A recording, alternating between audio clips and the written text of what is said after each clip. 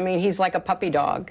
You know, he somehow has, after having been fired from so many outlets in the United States, I would not be surprised if he emerges with a contract with an outlet, because he is a useful idiot. He says things that are not true. He parrots Vladimir Putin's pack of lies about Ukraine. So I don't see why Putin wouldn't give him an interview, because through him, he can, continue to lie about what his, objectives are in Ukraine and what he expects to see happen. This is my video update on this Thursday, midday, February the 8th. Let's talk about some news. And let's start things off with Hillary Clinton. And she decided to weigh in on the Tucker Carlson Vladimir Putin interview because the entire world was waiting for Hillary Clinton to share her thoughts on this interview between Tucker Carlson and the Russian president. And so, we got it. We got Hillary Clinton's thoughts on this interview. And the most important observation, insight that Hillary Clinton gave to the world regarding this interview is that Tucker Carlson is a useful idiot. He's a useful idiot, according to Hillary Clinton. She talked about the 11 intel professionals, and she started talking about Russiagate and stuff like that. She still can't get over 2016, man. I'm telling you, she is still stuck on 2016. Wow. But anyway, she started to talk about Russiagate and all that nonsense. But the most important part of her statements was the useful idiot part. That was interesting for Hillary Clinton to call an American journalist traveling to Russia to interview the president of Russia, to call that person a useful idiot. He's a useful idiot for doing his job. Tucker Carlson just doesn't know that he is being taken advantage of by the Kremlin. He's being used by the Kremlin so the Kremlin can push their propaganda and lies. Tucker Carlson is a useful idiot. Oh man. So the Clinton charities, like the Global Initiative and the Clinton Foundation, from 2000 and I want to say like 2006 to 2016 or 2018, the country whose citizens, not the country, but the countries whose citizens, the nationals of that country, who have donated the most to the Clinton Foundation, take a guess which country it was. Not the United States, not Saudi Arabia, nope, not Israel, not the UAE, not China, not Russia. Take a guess. Ukraine. Not the Ukraine state. The Ukraine state didn't donate the most to the Clinton Foundation. Citizens of Ukraine, oligarchs, essentially oligarchs of Ukraine, topped the list of donors to the Clinton Foundation organizations. Is Hillary Clinton a useful idiot? Did she know that she's doing the work of the Ukraine donors and the Ukraine oligarchs because they were donating into her foundations? I don't know. Maybe she was a useful idiot to Ukraine. I don't know. Probably not. You have to be a journalist traveling to Russia to be a useful idiot. Or didn't Bill Clinton? One sec, because I have it bookmarked here. Yeah, Bill Clinton. He gave a speech in Russia for Renaissance Capital in 2010, according to PolitiFact, according to the fact checkers. And he got paid $500,000. A Russian finance corporation, Renaissance Capital. Bill Clinton. Useful idiot? Doing the bidding of the big finance companies in Russia, who might even be connected to the Kremlin. Maybe Renaissance Capital was even connected to Putin. Does that make Bill Clinton a useful idiot? Nah. $500,000, nah. To give a speech? Come on. Everyone gets paid $500,000 to give a speech, man. I mean,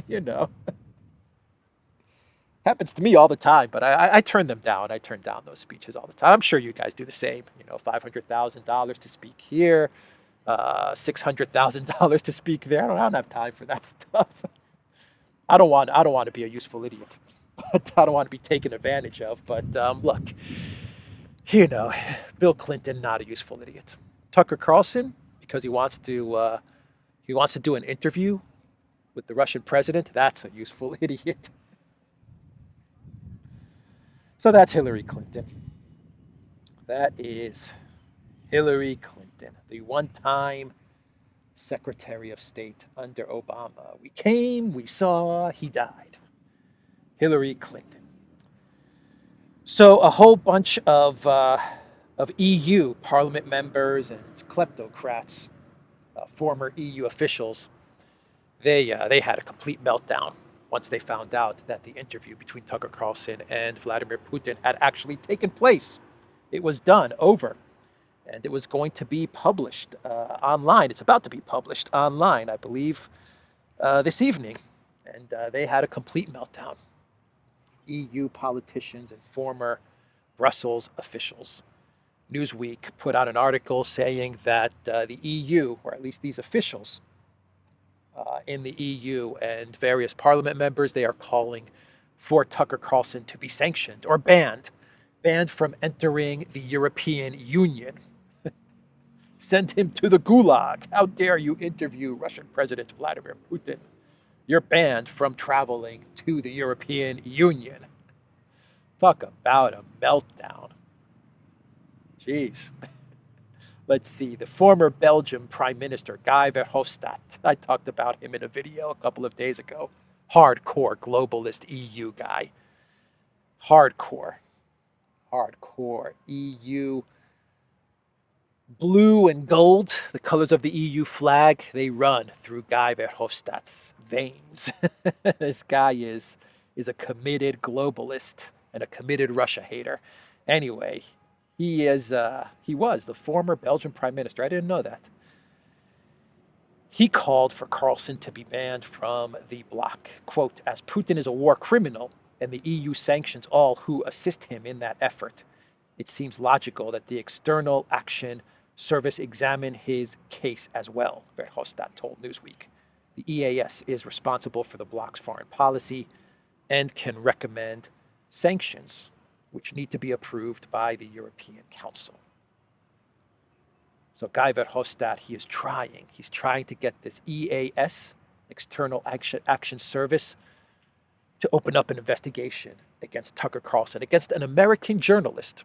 He wants the European Union to open up an investigation against an American journalist because he traveled to Russia to do his job. Wow. Americans are they're not gonna like that, Mr. Guy Verhofstadt. The American people are not gonna like that at all. Let me tell you. Here's what Americans should do. If the EU actually, and to be fair, the EU, according to this Newsweek article, I read this Newsweek article, and the Newsweek article is not saying that the European Union is about to sanction Tucker Carlson. What the EU article is reporting is that there are various parliament members, EU officials, and former EU officials who are calling on the EU to sanction or ban Tucker Carlson. So the EU, as an institution, has not actually made a statement about this interview. They have not actually come out and said that they're going to investigate Tucker Carlson and ban him or sanction him or something like that. But you do have these EU officials, like Guy Verhofstadt, trying to push the EU to open up an investigation against Tucker Carlson. So that's where we are with this. But if the EU actually opens up an investigation against Tucker Carlson and actually bans places a travel ban on an American journalist. You want to know what the American people should do? They should ban travel to the European Union. No holidays in the European Union. That's exactly what American citizens should do. That would freak out the EU in a big way. Let's see here. From a former Spanish parliament member, Luis Garicano, told Newsweek the journalist is no longer a newsman, but a propagandist for the most heinous regime on European soil. The most heinous regime on European soil. Really? Is Russia really the most heinous regime in Europe? I don't know. I don't think so. I think a lot of people would argue with you on that one. Mr. Former Spanish MEP. Well, now this former Spanish MEP is teaching at 2 U.S. universities. Wow. Wow. It's a nice gig that he got there, huh?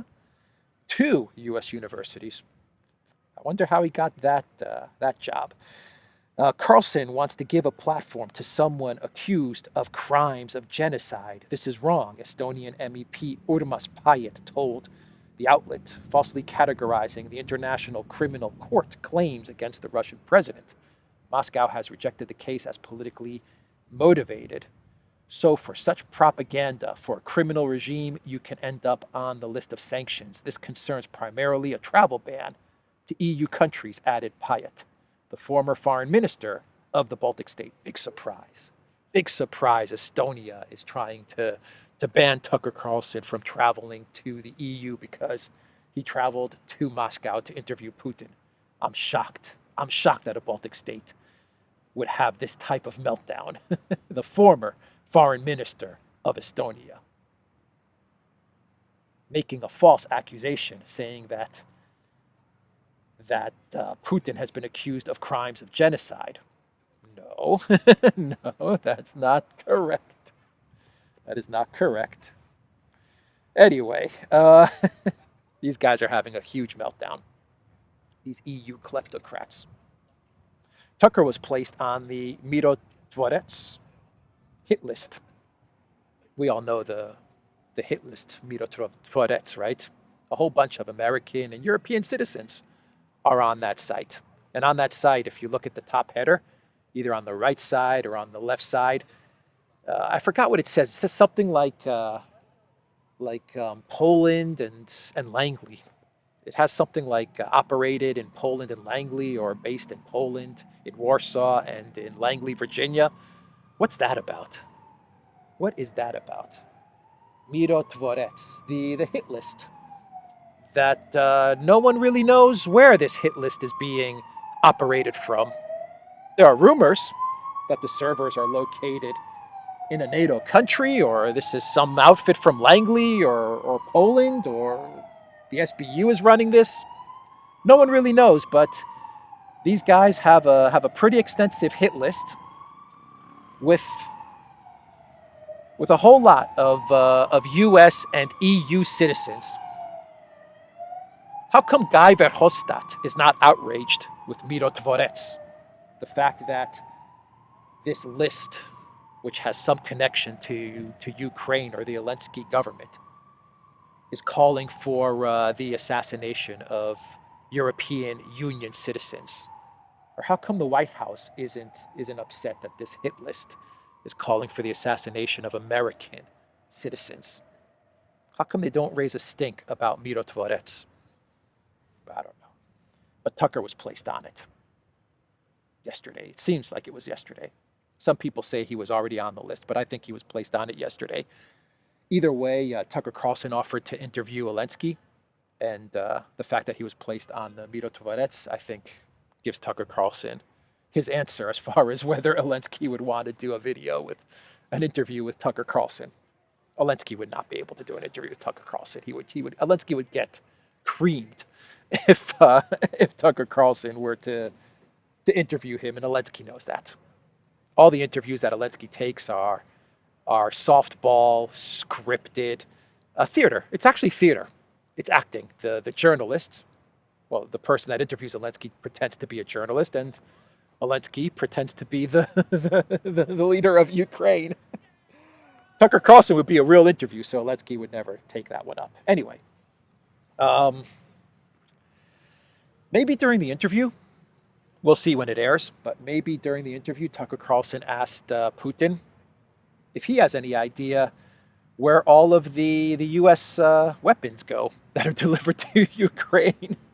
Because we got a report from the U.S. Department of Defense, which claims that, which states that $1 billion in weapons just can't be accounted for that were handed over to Ukraine. They have no idea where $1 billion worth of weapons went. That's not the best part of this report from the Department of Defense. Let me read you from a Twitter post from Megatron. Over $1 billion in weapons missing in Ukraine. The U.S. Department of Defense has failed to properly track $1 billion worth of weapons provided to Ukraine, according to an internal audit released on January 10th by the Department of Defense Inspector General. The audit found that $1 billion of the $1.7 billion, or 59% in enhanced end-use monitoring designated weapons provided to Ukraine as of January 2023, are delinquent, meaning they can't be accounted for in inventory reports. Let them try to check the Ukrainian yachts in the Mediterranean. That's the post from Megatron. So it's not only that $1 billion in weapons can't be accounted for. And this is according to the Department of Defense. This is not Russian propaganda. This is not TASS or RT or RIA Novosti. This is the Department of Defense saying that $1 billion worth of weapons is poof, gone. They don't know where it went. That's not the best part. That's not the most interesting part. The most interesting part is that we're talking about 60% of the weapons that were delivered have gone missing. 1.7 billion in total was delivered to Ukraine, according to this audit, and 1 billion of it, 60% of it, has gone missing. 59%, according to Megatron, to be exact. That is incredible. Can you imagine not being able to account for 60% of something that you delivered, or some inventory that you're supposed to hold, and you can't account for 60% of it? I think you would be fired. It's incredible stuff, man. Incredible. Maybe Putin can answer this question. If Tucker asked him, where do the weapons go that we delivered to Ukraine? Maybe Putin knows. Unbelievable. Unbelievable. So the palace intrigue in Kyiv continues like the sands of hourglass. How's it go? Like the sands of hourglass. In time or through time? I forgot. Oh, I forgot. Like the sands of hourglass in time or something like that. So were the days of Kyiv. We have more palace intrigue. And this is juicy. This is juicy because it deals with Porky. Petro Poroshenko, the chocolate king, the billionaire oligarch chocolate king. He was speaking in parliament the other day, and he told Elensky to back off from Zaluzhny. Wow. Wow, wow, wow. Now, we knew, we had our suspicions that Poroshenko was aligned with Zaluzhny and aligned with the mayor of Kyiv, Klitschko, but now we've got our confirmation that Poroshenko is absolutely aligned with Zaluzhny. Back off from top general, ex-Ukrainian president, to Elensky. Any reset in Kyiv should start from the top, Poroshenko said. If Elensky wants a reset, he should start with himself and back off, Zaluzhny, Poroshenko said in the Rada. He also demanded a purge of what he claimed were holdovers from the presidency of Viktor Yanukovych, overthrown in the US-backed coup in February 2014. Wow. Wow. So now we know. Everything has been revealed. Poroshenko wants to seize power. he's aligned with Zaluzhny and aligned with Klitschko. And they want to remove Elensky. They sense that Elensky is at his weakest and they want to seize power. And then you have Tymoshenko, who also senses that Elensky is at his weakest and she is going to try and seize power. Wow. This is some interesting stuff that is happening in Kyiv. Very interesting stuff. Like sands through the hourglass of time, so are the days of Kyiv. Hey, Elensky, leave Zaluzhny alone. Back off, man. Back off of Zaluzhny. Stoltenberg decided to comment on the palace intrigue between Elensky and Zaluzhny.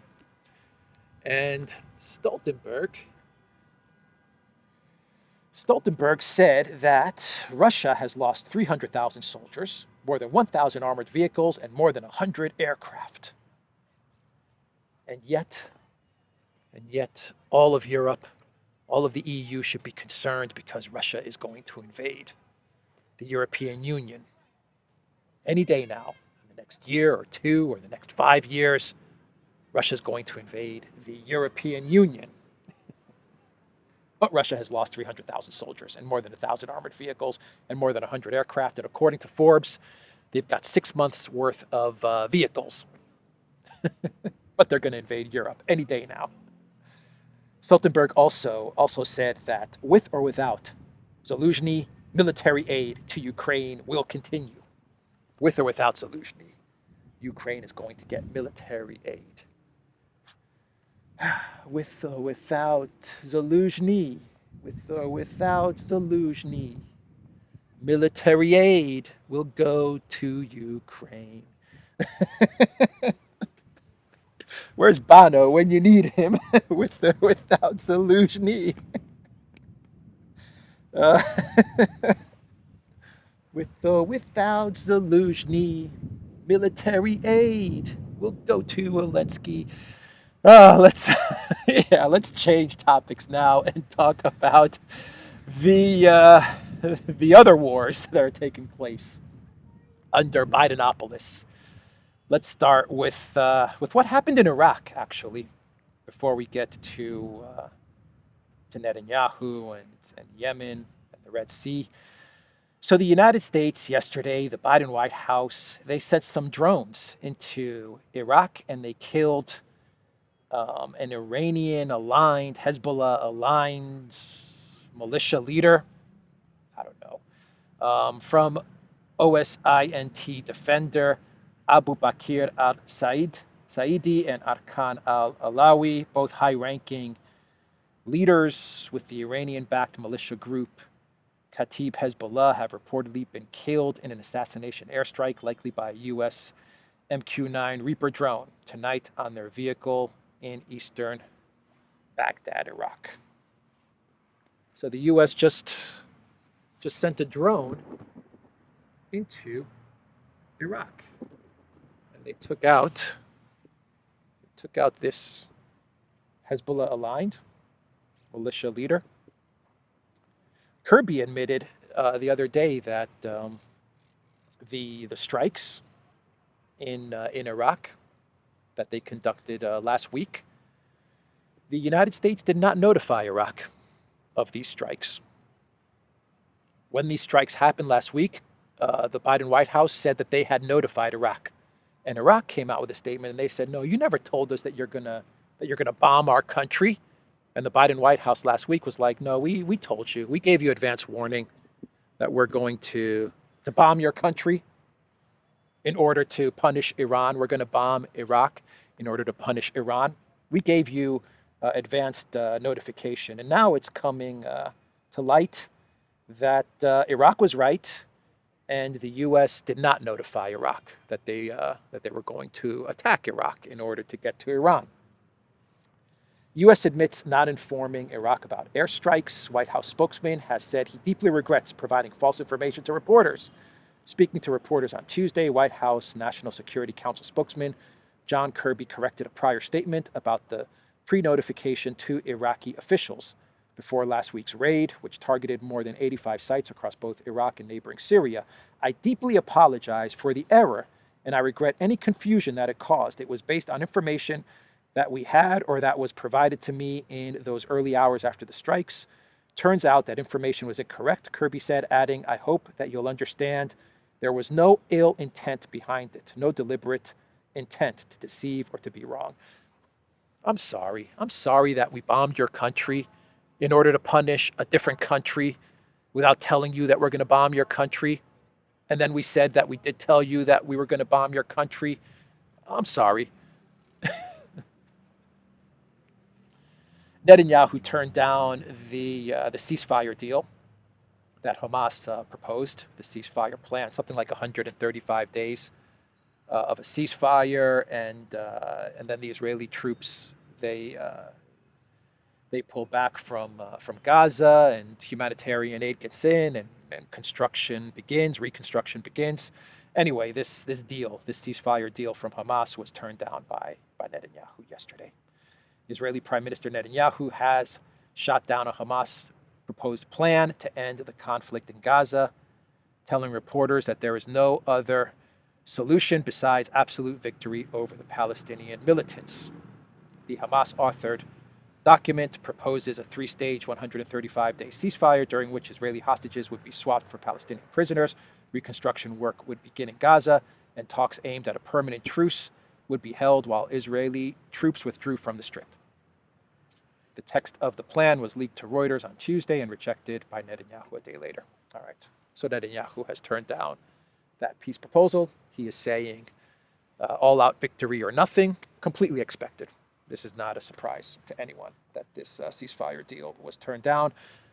There's no, at this moment in time, there's no path to any type of peace or ceasefire at this moment in time. If there is going to be a path to peace or a ceasefire, it's going to have to come from BRICS and the UN. BRICS plus the UN are going to have to force everybody into a ceasefire, including the United States. Saudi Arabia, they said that they're not going to re-engage with Israel again, the rapprochement to recognize Israel until Israel ends the conflict in Gaza. And according to Saudi officials, Israel also has to agree to work towards a two-state solution. And Saudi officials, they notified the U.S. of this stance. So Saudi Arabia, they're not interested in re-engaging with Israel, diplomatic talks with Israel that were derailed on October 7th. So Saudi Arabia is saying either we get a two-state solution and an end to the war, or forget about it, Blinken. We're not interested in rapprochement with Israel. So that is what Saudi Arabia said the other day. And how am I doing on time here? I'm doing all right. I'm doing okay. And we have some news from the mini naval war in the Red Sea between Yemen, the United States, and the UK. And the Operation Prosperity Guardian, which was supposed to protect ships passing through the Red Sea, well, Operation Prosperity Guardian, OPG, is not really working out too well. Yemen is not down with OPG, that's for sure, because yesterday there were reports that Yemen hit another 3 or 4 ships, US, UK ships moving through the Red Sea, or tried to hit another 3 or 4 ships moving through the Red Sea.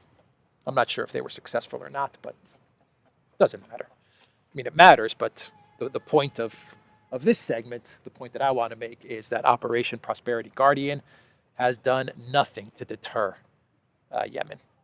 Zero, zilch, nada, nichevo. Yemen continues to prohibit ships from passing through the Red Sea. Lloyd Austin's Operation Prosperity Guardian. They don't really talk about Prosperity Guardian anymore, do they? You don't hear that term talked about much in the collective West media. They were very excited about it. They really liked the name, Operation Prosperity Guardian, Lloyd Austin said. This is going to provide umbrella protection to all ships passing through the Red Sea, along with our coalition partners, the UK. We are going to protect all ships passing through the Red Sea. And the Yemen Houthis were like, yeah, hold my beer. Anyway, the EU. The EU wants to get in on some of this Red Sea naval war action. And the European Union, they said that they have a military mission ready to protect the shipping lanes in the Gulf of Aden and the Red Sea. And the code name of this mission is Aspides. It will begin on February 19th. So the European Union now is going to provide protection to ships passing through the Red Sea from Yemen. The EU is going to provide protection where the US and the UK could not. and they're calling this Operation Aspides. Please tell me that this is not from the Greek word for shield, aspida. Please tell me that Operation Aspides, Aspidus, is not taken from the Greek word to mean shield, which I'm sure it is. Well, I think it's a better name than Operation Prosperity Guardian. I guess it's a better name. But yeah, if the U.S. can't protect ships, I don't think the EU is going to be able to protect ships. But hey, might as well give it a shot, Ursula and Borrell. Let's see how it turns out for the European Union. Let's do some clown worlds. Wrap this video up. The first clown world, once again, courtesy of Nikki Haley. Nikki Haley is killing it. She's crushing it. 3 clown worlds in a row. The trifecta, the treble. Nikki Haley, 3 clown worlds in a row. She is killing it. Let's do the wave for Nikki Haley. Let's do the wave. The wave, anybody for Nikki Haley? She's crushing it. Neocon Nikki is crushing it. Oh boy. So, Neocon Nikki, she said that the Nevada caucus was rigged from the start because she lost the Nevada primary to none of the above, to none of the candidates. She got 30% of the vote, and none of the candidates got something like 60 or 65% of the vote. Maybe the Biden White House is going to open up an investigation against Nikki Haley for undermining the democracy of the United States, the democracy of the great... Nikki Haley. And we have CNN's Erin Burnett. Do you guys know Erin Burnett from CNN? She's pretty popular. If you consider CNN popular, I guess in the context of CNN, she's probably one of the main hosts. She's been there forever, it seems. I mean, she's been a CNN host forever. But the Erin Burnett, a couple of days ago, she really railed against Tucker Carlson. I mean, she was really upset about Tucker Carlson traveling to Moscow to interview Putin. This was like 2 days ago. And in her show's monologue, she was calling Tucker Carlson the number one MAGA supporter going to Russia to interview Putin, and he's a Putin stooge. And Tucker gushes over Putin. He loves Putin and he supports Putin. And anyway, she was saying all this stuff about Tucker and how he's got this love affair with Putin and a love affair with MAGA and a love affair with Putin.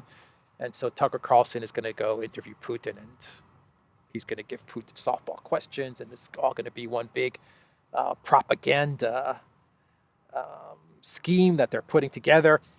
Basically, that's what Erin Burnett was getting at in her monologue. Basically, I'm summarizing it. But anyway, check out her monologue from 2 days ago. And she was having a meltdown. Talking about how Tucker Carlson gushes over Putin.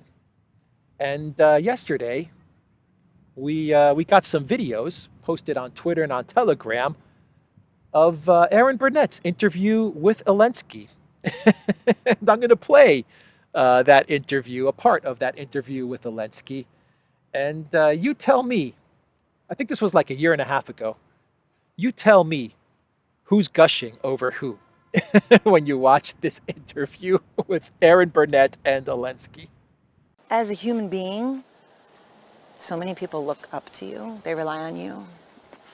No one can imagine how hard that is. Do you do anything for yourself? Are you ever able to take a minute to read or to listen to music or something to sort of give yourself that a moment? I have such moments, important, to be in silence, to be alone. I can just read, think, and the music helps, really. Yeah. What music do you like? Oh, I like AC/DC. So yeah, that's the interview between Erin Burnett and Elensky.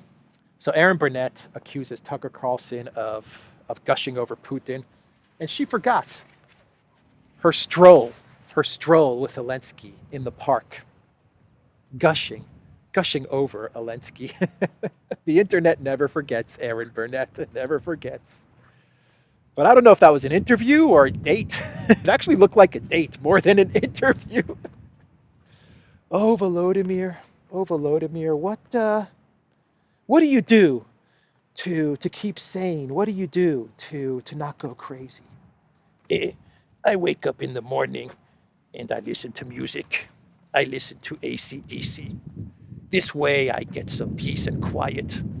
I like AC/DC. You Shook Me All Night Long, my favorite song.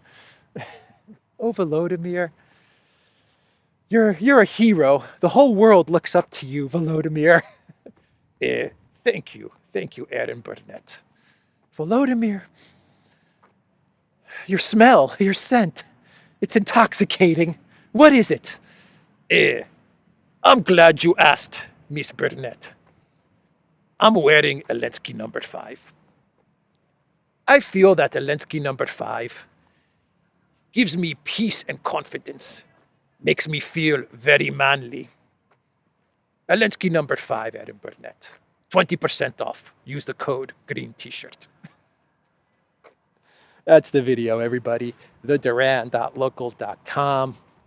We are on Rumble, ODYSEE, BitChute, Telegram, Rockfin, and Twitter, X. And go to the Duran shop. 15% off all t-shirts. Take care.